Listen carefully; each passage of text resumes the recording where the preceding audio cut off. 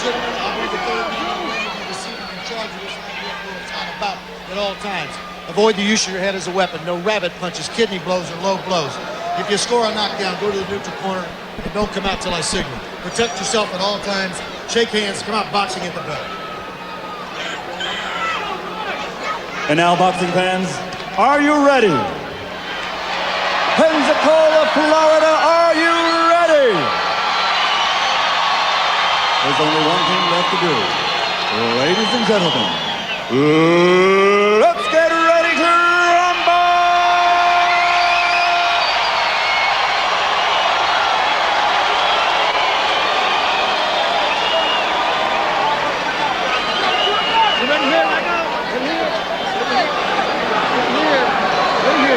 And we're set for action here, round one, scheduled for 12 for the IBF Super Middleweight Championship.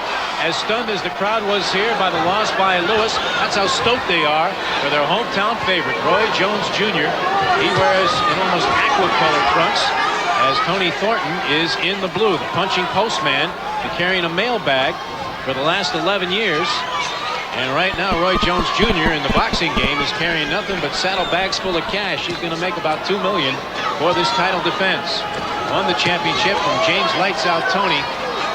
An extremely strong performance in that one by Jones against what was a lethargic Tony as he goes low with the left hand. Tony Thornton has only fought twice in the last couple of years. Last time out in January, he took a TKO in 2 rounds over Darren Zenner. It should be obvious right away who the faster fighter is. The hand speed of Jones, light years ahead of that of Tony Thornton. And that will probably ultimately decide the fight.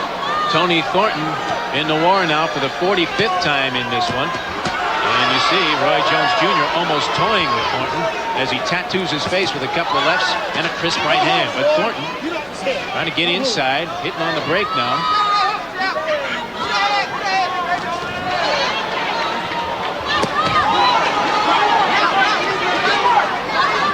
Thornton will receive about $250,000 for this fight.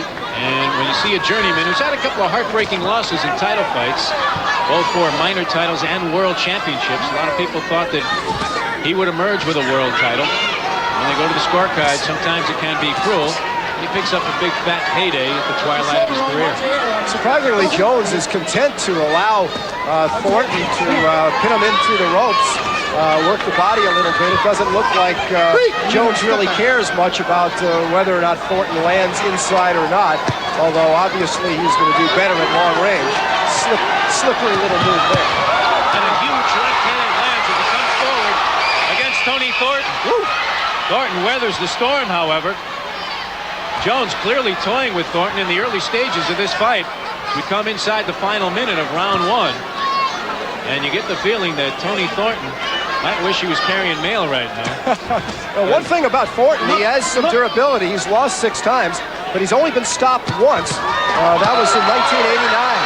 Well, he's waded through rain, sleet, and snow, but never through a barrage of punches like he's seen so far in round one. And Jones is just warming up. Oh, for sure. Of course, he's never been in against anybody nearly as good as Roy Jones Jr. A good head movement by Tony Thornton, keeping it from flying off, perhaps. As Jones goes to a southpaw stance.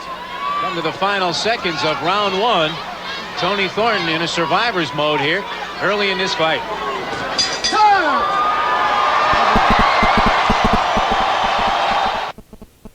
The Frenchman is back. Now you can have the germ kill action of Domestos bleach in a rim block. Unlike rim blocks that only freshen, Domestos rim blocks' special bleaching agents kill germs as well, flush after flush, 24 hours a day. Good to know, isn't it? You want to hit it, right? Don't go over top too much. Okay. Make him throw it. See what I meant about those wide hooks that he throws? Bang, bang, bang, bang. One right behind the other, but they're wide. 2 out of every 3 is a slap. 1 may be hard. Okay. All right? Go ahead and pull. Good to go. Yes, he's happy that he has his friends around him, but when he gets out there, his eyes are focused. Easy round to get it started for Roy Jones Jr. in the first.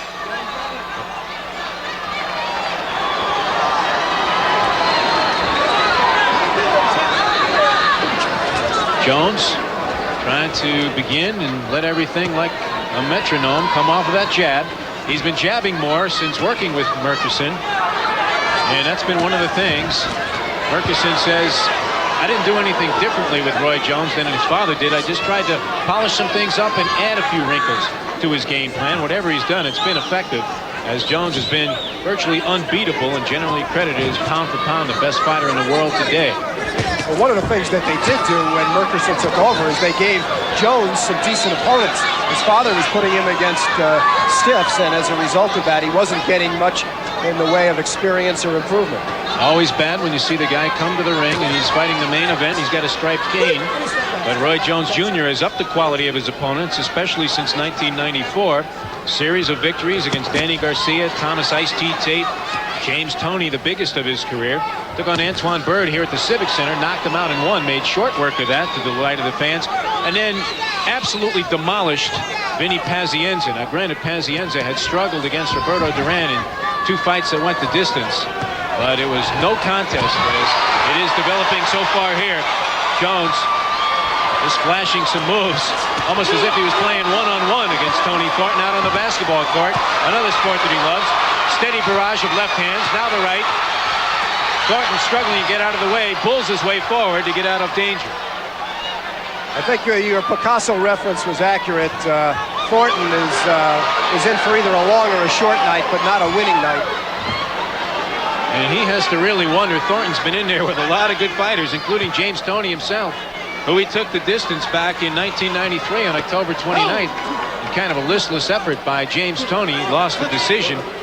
He's been in with some good ones since, even Lindsey Morgan, a creditable opponent, but nothing the likes of a Roy Jones Jr. No, Jones fights left-handed, he fights right-handed, he goes to the head, he goes to the body. He fights off the ropes. They're a big combination in the middle of the ring. This is really a mismatch. Target practice so far for Roy Jones Jr., landing at will against Tony Thornton, the opponent for his IBF title. You have to wonder if Jones will eventually become complacent or bored with this division. He talks about moving all the way up to the heavyweight ranks. That seems unlikely, but certainly he looks like a man who's capable of even moving up to 175. Well, of course, he would like to fight Nigel Benn, who's the WBC super middleweight champion, but of course Ben is controlled by King, and Murchison and Jones have made it very clear they're not going to do business with King. Final 10 seconds of round number 2. And another slaughter in the books in this one for Roy Jones Jr. Down goes Thornton at the bell. That was inside the time. The bell cannot save Tony Thornton. He's up. Gets to a count of 7 from Brian Gary. And that'll end the round. But Roy Jones Jr. puts an exclamation point on the second round. The left hand flush on the jaw of Tony Thornton, who got up. He could not be saved by the bell. You see the blood inside his mouth. In the corner of Tony Thornton. Now goes quickly to work. Got him pulling out with a hook. Gonna get a look at the knockdown, Ed. Certainly Jones with a flair for the dramatic as he finishes off round 2 with a major knockdown of Tony Thornton. Here it is, a big left hook. And that sent Thornton reeling with his head just underneath the lower strand of the ropes. Watch the feint with the left hand. Thornton lowers his right and leaves himself wide open, vulnerable to that left hand. And as Jones came forward, it hit him full force. It shows you how much better Jones is than just about anybody else in the super middleweight division. As you pointed out, Jeff, Thornton has been in against some pretty decent fighters, but he's accounted himself well, but nothing like this. It's artistry so far for Roy Jones Jr., and maybe a question of pride developing for Tony Thornton to see how much he wants to take, how far he wants to go. Brian Gary warning Jones about a low blow, and Jones comes back with a lead right. Aghast. He should be questioned. 2 huge hooks to the body and another one flush on the jaw. He's yelling at Thornton. Thornton against the ropes, in all kinds of trouble here.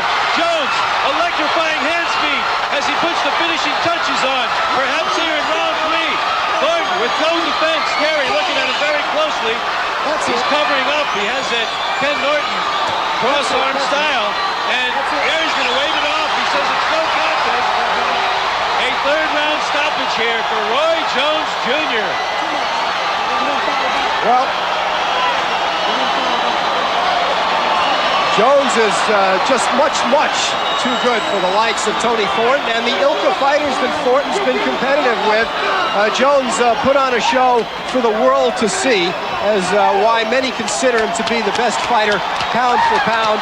And the crowd here in Pensacola, of course, ecstatic about their hero extending his undefeated string to 30 straight, now with 26 knockouts. But they could have stopped this in the first round.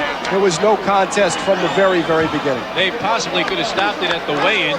Tony Thornton, as game as they come, at the twilight of his career, and he has been relatively inactive the last couple of years. As we mentioned, he's been having trouble with his bones in his elbow, and he can't extend his left arm fully. All he did tonight was extend a congratulatory hand to Roy Jones Jr. Vastly superior in this fight, both in belief coming in and in the end game, as he destroyed Tony Thornton and put on an ecstatic show here for the fans. At the end of the fight, when the fight was stopped, there was no complaints by anybody in Thornton's corner. In fact, his seconds greeted him and said, hey, you know, that was the thing to happen. It was just much too much speed, power, ring generalship, just a much greater fighter in against, frankly, a good but fairly ordinary good super middleweight. And Jones made the ultimate statement right at the tail end, the final second, maybe even inside of the fraction of a second in round 2, as he sent Thornton to the canvas for the only time. He jumped on top of him, was on him like Velcro in the corner here right above us, and he loves to go on with that display, almost windmill-like whipping of the hands. And Brian Gary said he's seen enough. Here's the official time with Ladies Michael and gentlemen, Buffer. referee Brian Gary calls a halt to the bout. The official time, 2 minutes. Pardon me, 45 seconds. That's 45 seconds of round number 3. The winner, victory number 30. He is still the undefeated super middleweight champion of the world, Roy Jones Jr. Jeff, if you were paying attention, you might have got a look at Leroy Neiman, the artist in the ring with Roy Jones. In fact, that's Leroy Neiman you just saw on the right of Jones on the monitor. Neiman is in town for several things, including a reception tomorrow where a Leroy Neiman portrait will be unveiled, and it will be part of a Royal Evening Black Tie Extravaganza here in Pensacola at the Museum of Art, with proceeds going to Big Brothers Big Sisters of Northwest Florida and the Gerald McClellan Benefit Fund. Roy Jones. So, as we expected, Tony Thornton not good enough, and Roy Jones still the IBF super middleweight champion. A very convincing performance from him. We'll be getting the reaction of Gary Mason to that. We'll be looking at the closing stages of that fight and also the earlier knockdown in just a couple of minutes.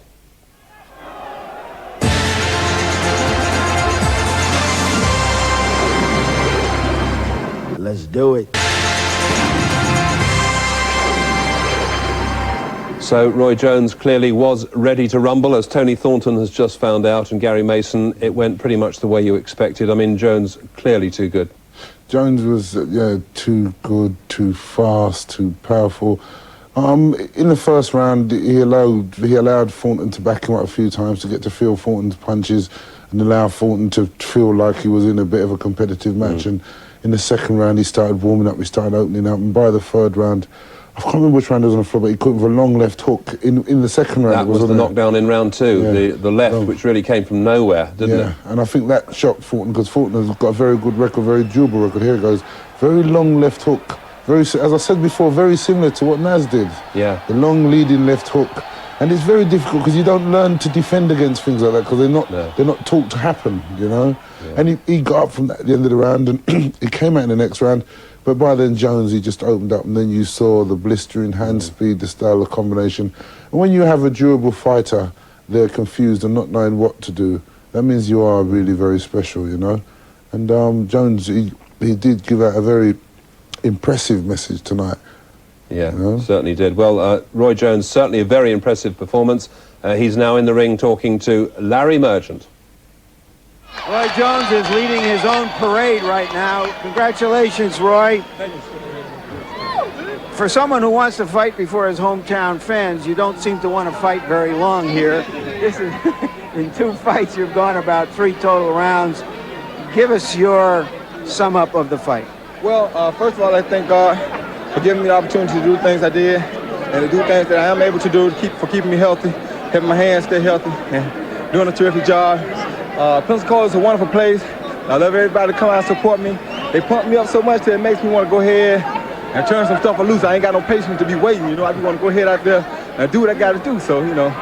So you're saying that the crowd turned you on, and nobody seems disappointed, however, by a short fight. Well, yeah, they turn me on a lot, and if a guy makes a mistake, ding dong, ring on the doorbell. What was the mistake then? Actually, I set him up with a jab, head, jab, body. I kept jabbing up, jab down, jab up, jab down. I noticed in the Tony fight that when you throw 1-2 punches at him and get him used to him, he won't react to it, no movement after that. So I set him up and made him get lackadaisical after the jab down. And I jabbed up and fake jab down and came with a hook instead. Surprise. It seemed about, 20 or 25 seconds before the end, you saw something that you stunned him or that he was hurt in some way, and then you jumped on him. Is that true? Yeah, see, I'm like one of them roosters. I got there. What's up in the black hat farm? Everybody in the chicken business. I get out there, I see a guy, I get the eye on him, I see I got him hurt, got to get him. Be careful, Ben. I get you like that, but you all right with me.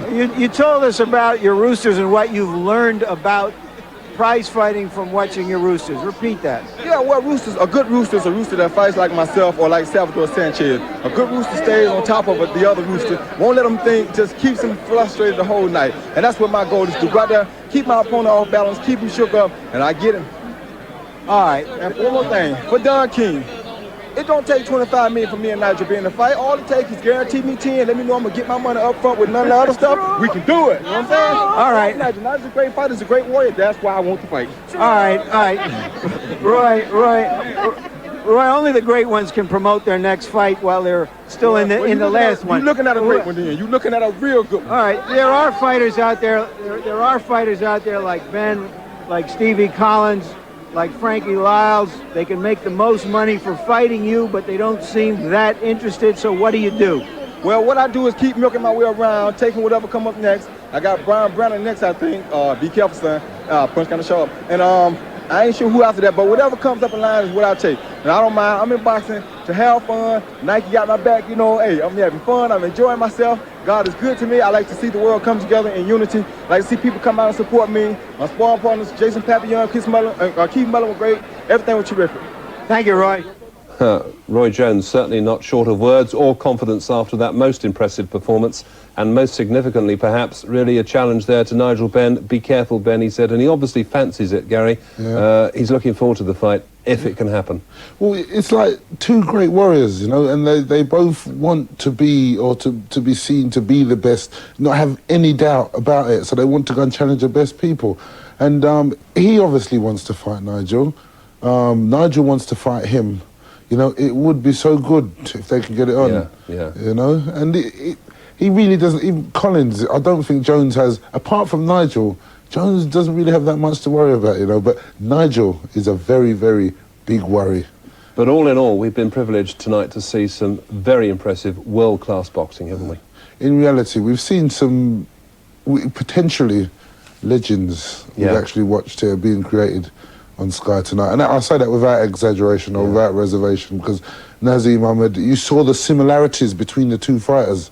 Remember, one's American and one's British, but the similarities were there. They both have all the ingredients for potential greatness. Well, there's some more great boxing still to come here on Sky Sports. Before we go, let's just remind you that this next Friday, a ringside special, The Young Pretenders, plus a preview of the Lennox Lewis-Morrison fight, which of course follows that at the weekend. And there's the details of that fight. That's on Big Time Boxing, live at 2 a.m. on Sunday morning, a week tonight, October the 8th, 2 a.m. Big Time Boxing, Lennox Lewis, live and exclusive against Tommy Morrison. And then the following Monday, as if that wasn't enough, we've got Vincenzo Belcastro against Richie Wenton for the European Super Bantamweight Championship fight.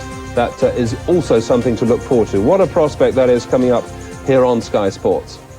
So we're just about at the end of our coverage of a terrific night and day's entertainment. My thanks to Gary Mason. Thanks, Gary, very much indeed for your company. It's been a real pleasure to have you here in the studio.